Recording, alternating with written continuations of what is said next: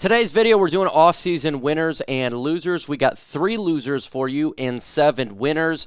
This does go to coaching staff as well as players for the Detroit Lions, and I'm going to give you my thoughts on the winners, what they need to do to continue to win, and the losers, what can they do to improve to make this roster and be a Detroit Lion for the foreseeable future.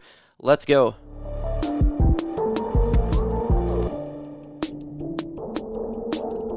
Question for you, who is the biggest off-season loser? Name a player in the comments right now. We're going to start with the losers here so we can finish the video up on a good note. The first loser here is James Mitchell, the Detroit Lions tight end, third-year player here.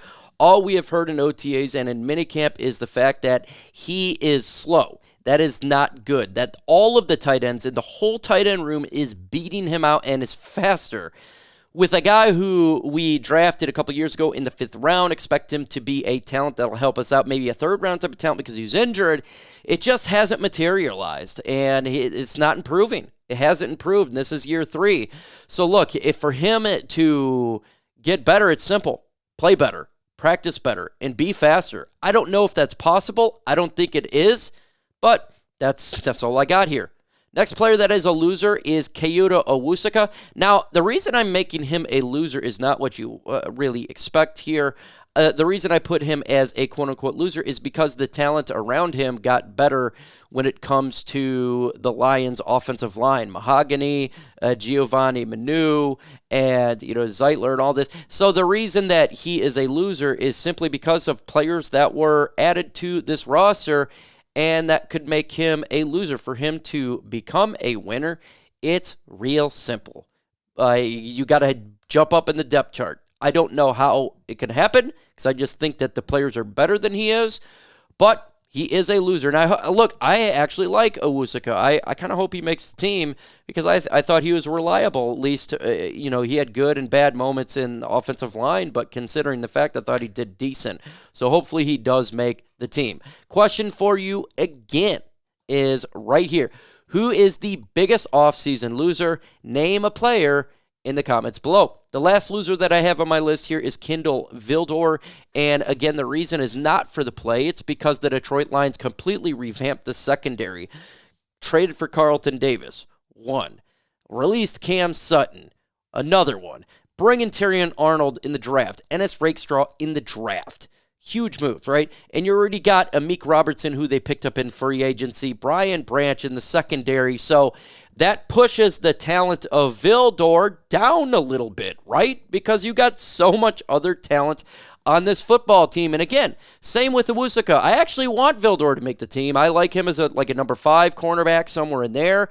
That's where I want to see him. So hopefully he makes the team. But right now, with all the players, it makes him a loser. So let's get into the better part of the video. We're going to do now winners 7 through 1. Let's get this list started real quick.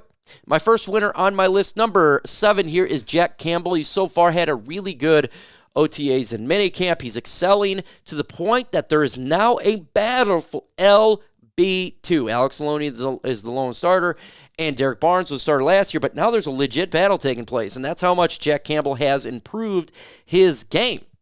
Jack Campbell was part of the rookie class last year, and a lot of people didn't really talk about him because the other 3 did so phenomenal, but Jack Campbell has come into his own right now, and he's showing that he is going to make a difference, and he's going to be probably going to be starting. I mean, even for him to be pushed that way, it just shows the improvements that he's made, automatically makes him a winner. And we've seen what he can do as a rookie. He is building and he's developing, and it has done a much better job so far this off season. And I like what has taken place right there. Let's get into the next winner on my list, and that is Jameson Williams, Lions wide receiver. First off, Josh Reynolds left. Automatically, he wins just from the offseason of that. However, he has done pretty good in OTAs and minicamp, making some big-time catches. The most important that makes him a winner on this list, and why I think he's the biggest winner here at least for the wide receivers, is the fact that him and Jared Goff are now getting on the same page, and that is a gigantic victory for the Detroit Lions. They need to get these wide receivers in Jameson Williams on the same page specifically. We traded up to get him, and it's now year 3 for JMO, and we expect him to explode, and that's what we're kind of hearing in minicamp. Yes, he has made a couple of drops. We heard about the drops, but guess what? He's getting better and improving, so that makes him a winner, and I think he's going to have a nice season this year. Yeah, I'm thinking like 900 yards. I think he's really going to set himself as the number 2 guy, and teams at this point are going to have to really kind of defend for him. He's improved his route running, which is extremely important, his catching, radius, and ability, and his connection with Jared Goff. All 3 phases we want to see improved, and it has done that. Him and Jack Campbell are looking pretty stinky good. So a question for you, really quick. Are you buying the Jack Campbell hype that we're hearing this offseason? Why, if you are buying it? And if you are not, let's continue on with my number 5 winner of today, and that is Sion Vaki here. This guy, we drafted Vaki, and I was just assuming maybe he'd be a safety or whatever, just kind of a special teams guy. Maybe not make the team. But I am wrong. In minicamp and OTAs, he has shown that he has fantastic hands and he is catching everything. His route running is really good. He is the best on special teams, the new special teams rule. This guy has been a diamond in the rough, and I think he's going to make an impact on special teams. You're going to see him on Sundays in the pass game, not even if there is an injury. I think he'll be like a theoretic type of player. Obviously, they're going to focus on the running backs in Montgomery and Jahmyr Gibbs. No doubt about it, that. But Vaki can be utilized with Ben Johnson, and Ben Johnson loves all of these weapons. So expect this man to make a decent impact. Next player on my list is Jared Goff, having a really good offseason. He got the big, gigantic contract that made him the Lions quarterback for the foreseeable future. Him and Jameson Williams are getting on the same page, and he's looking good in OTAs and minicamp. Yeah, he's had some interceptions. Yeah, he's made some bad plays because the defense is much improved, and I think we have to put that in there as well, as the defense is better and the secondary is much improved, and Jared Goff is adapting to it. Iron sharpens iron. Him and St. Brown continue to dominate. Him, Jameson Williams, do good stuff in camp. Him, Khalif Raymond, looking really good. And Jared Goff, he's just the winner. And it's good to see, because we need Jared Goff to cook. We need Jared Goff to feel good for this upcoming season. He's going to cook. He's got so many weapons. It's basically the same offense, except for Josh Reynolds not here, and other players are. So he's going to continue to be Jared Goff. He's going to continue to do well. He's a winner on my list. Next winner on my list here is a player who we all love, and that's Amon-Ra St. Brown. He's got the gigantic contract just like Jared Goff, and he is absolutely dominating in OTAs and minicamp.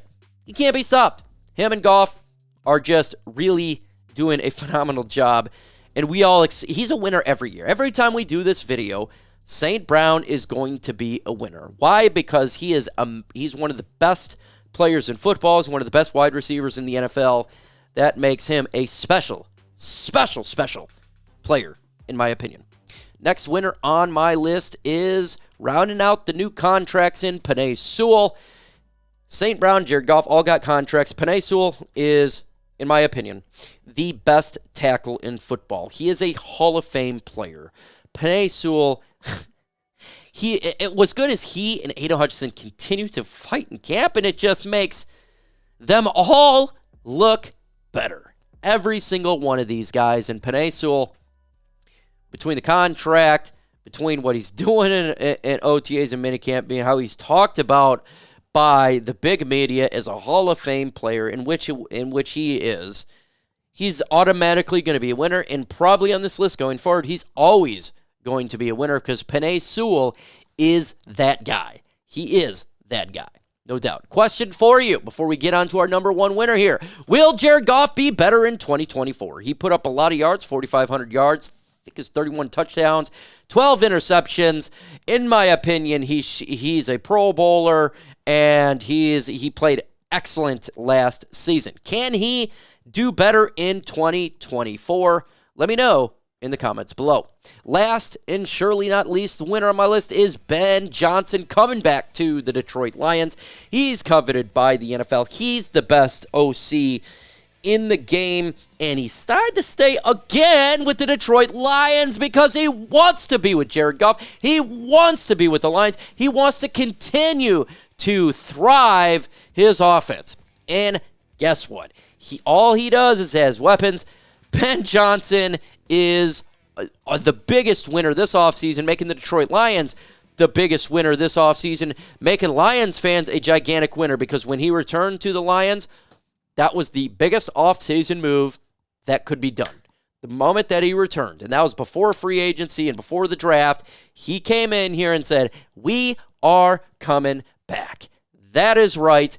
And immediately that put my man Ben Johnson at number 1. But name a Lions offseason winner that I did not talk about. Put it in the comment section. Could it be Donovan Peoples-Jones? He absolutely could be a winner. Khalif Raymond, he's done really good in camp. He could be a winner. What about losers? With Jake Bates coming here, is Michael Beasley a loser? Let me know in the comments below.